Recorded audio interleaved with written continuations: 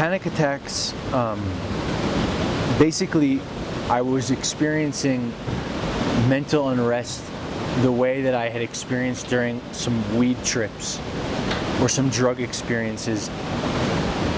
The places that my mind would go to while completely sober, while sitting in nature, sitting in my room, could only be described. They can't really be described by the English language.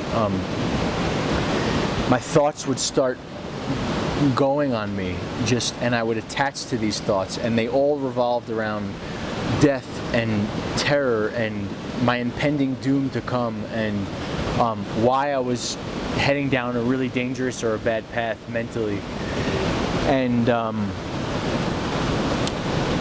basically it would get to the point where I felt like I was a 5-year-old child who lost his mother, and I would just sit and cry, and this levels of panic that I can't explain. I mean, I would just sit on the ground and shake and cry, and my whole body would just be shaking, and I would just cry for hours. And I knew it.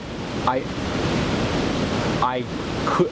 At that point in time, when I started getting these panic attacks, I soon understood what people went through before they killed themselves.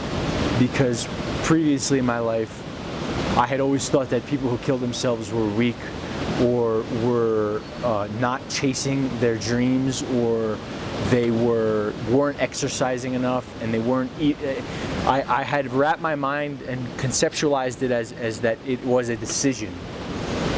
And soon after these panic attacks, I quickly learned that things are beyond the decisions that we are taught our entire lives that we have. There are levels of biochemistry or existentialism or whatever you want to call it that are way beyond decisions. So eventually it became a combination of depression and anxiety and panic, and this chronic anxiety, just this tension in my stomach. Every single interaction I had with people, by myself, I was just plagued with this just unrest about my life and about myself. And the depression soon after just started. I started experiencing toxic neurological patterns that just became so incredibly strong, where I wanted to die every single day that I was living. And it's hard to think about how I was feeling. When I start thinking about it and I start getting into it, I can feel it again. And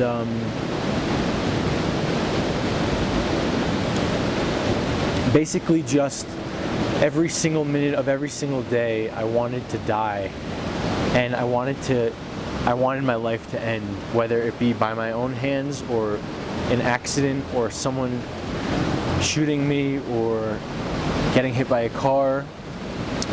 I would think every day about how awesome it would be to get hit by a car and just turn off, because in those levels of pain, a human being needs to tune out and needs to turn off, whether it be with drugs or with gambling or with any modality. You cannot be present with the pain at a certain point. And that's really why I believe I am on this planet, is to wake people up to the fact that drugs, for the most part, especially heroin, especially opiates, pain-relieving drugs, are not the problem in the world. They are a response. They are a mechanism to escape pain.